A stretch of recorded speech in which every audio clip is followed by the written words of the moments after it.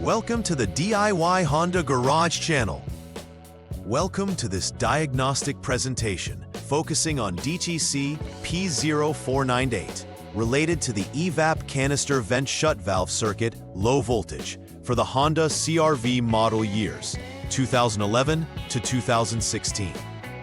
The Evaporative Emissions Control System, or EVAP, is crucial for minimizing fuel vapor emissions. It prevents fuel vapors from escaping into the atmosphere by capturing them in a charcoal canister. The canister vent shut valve plays a significant role by controlling the flow of these vapors. When a low voltage condition arises in this circuit, it usually signifies potential issues such as shorts, opens, or malfunctions in the vent shut valve itself or connecting wiring.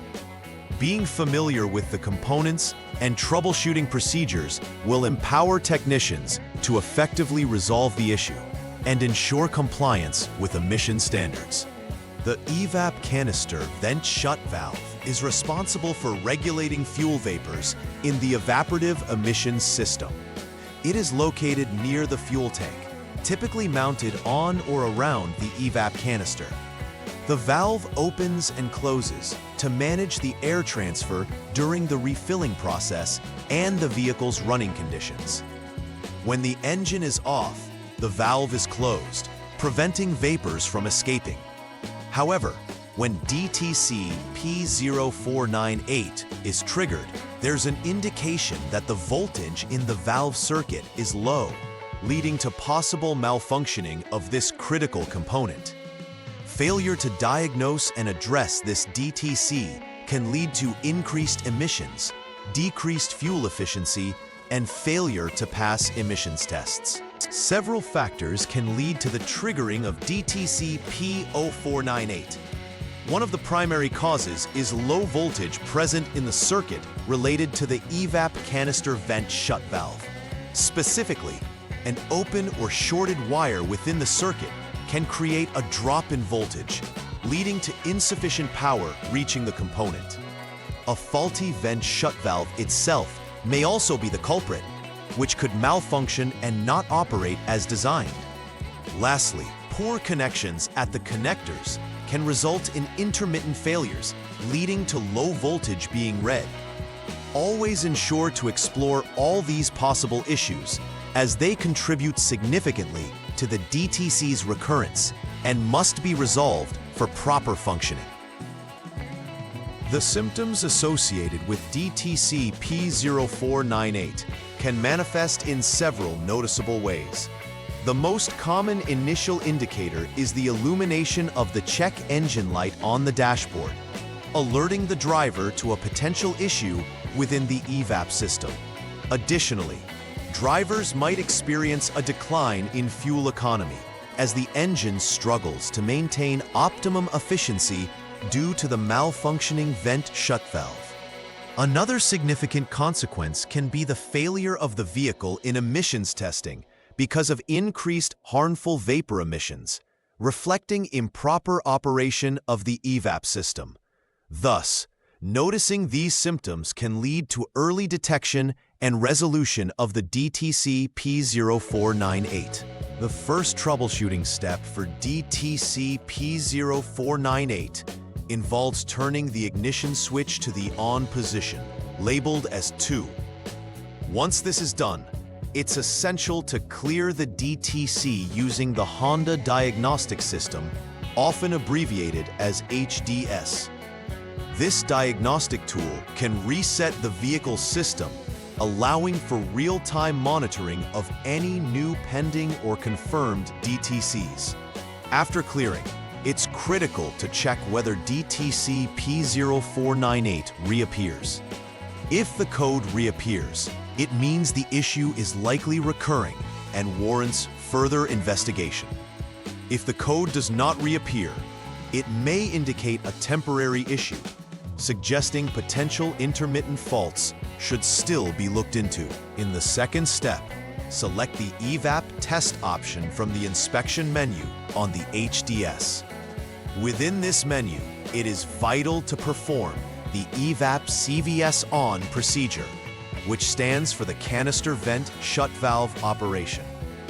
This test helps confirm whether the valve can successfully activate and deactivate as it should.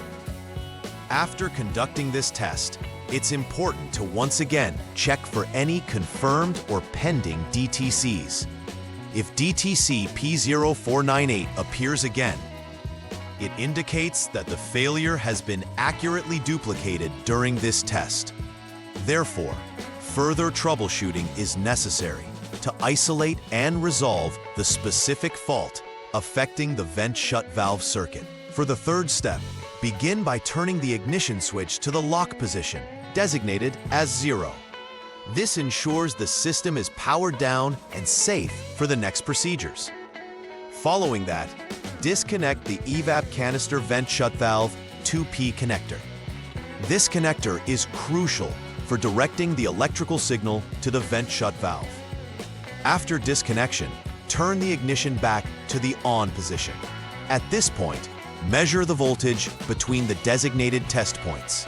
You should measure the voltage between test point 1, the number 1 wire of the vent shut valve connector, and body ground. If battery voltage is present at this point, it indicates that the wiring leading to the vent shut valve is intact. If no voltage is detected, this suggests an open circuit somewhere within the FI sub-relay out wire, necessitating repairs in that circuit. Moving on to the fourth step, once more turn the ignition switch to lock position, ensuring the system is powered down.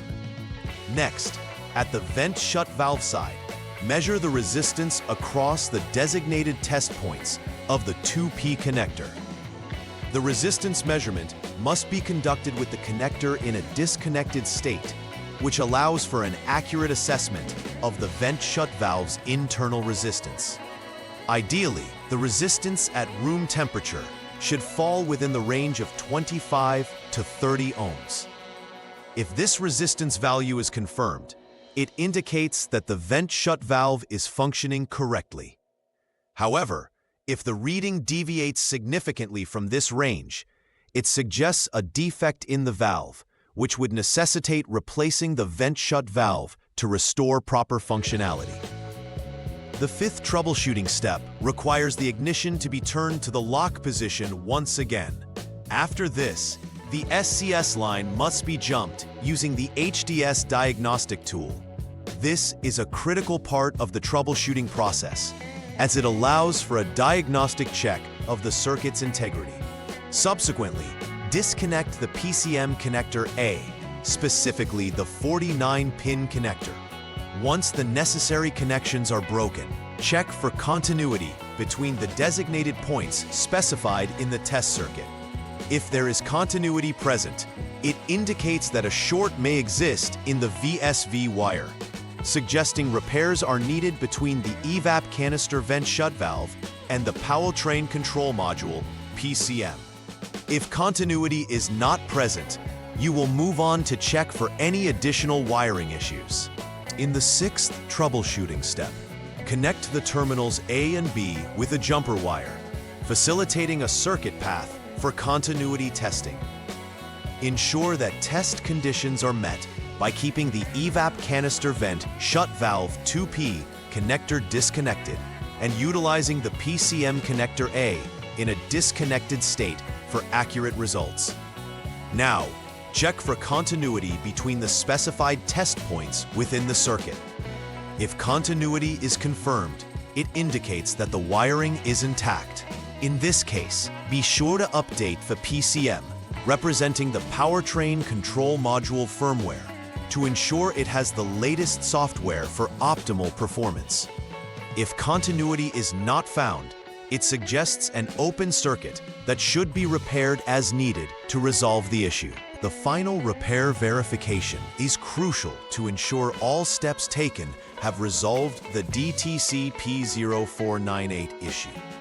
Start by turning the ignition switch to the lock position, which is essential for safety during reconnections.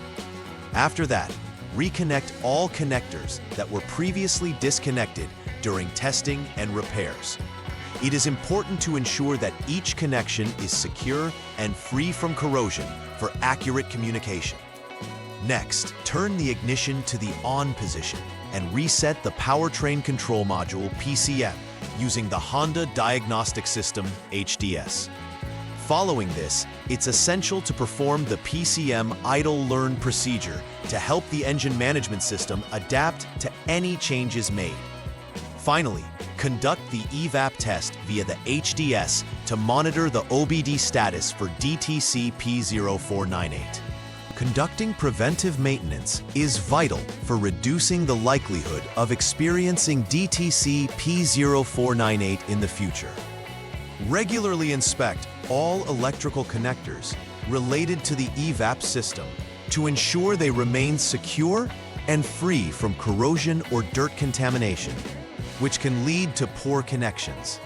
Monitoring the overall performance of the EVAP system, including performing periodic system tests, can help identify issues early before they escalate into significant failures. Addressing any identified issues promptly can prevent minor problems from resulting in more extensive repairs and can save both time and cost in the long run. By adopting a consistent maintenance routine, owners can ensure long-term vehicle reliability while adhering to emission requirements. In conclusion, addressing DTC P0498 requires a structured approach focused on understanding the integrity of the EVAP canister vent shut valve circuit. Key steps in troubleshooting involve verifying DTCs, checking voltage, measuring resistance, and ensuring proper continuity throughout the circuit. Each component plays a critical role in maintaining the overall function of the evaporative emissions control system.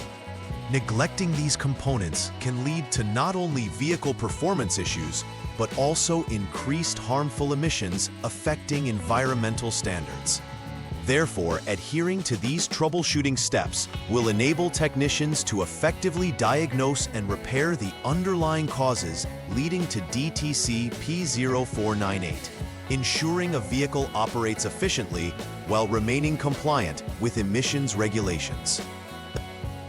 Please like and subscribe to the channel. See you next time.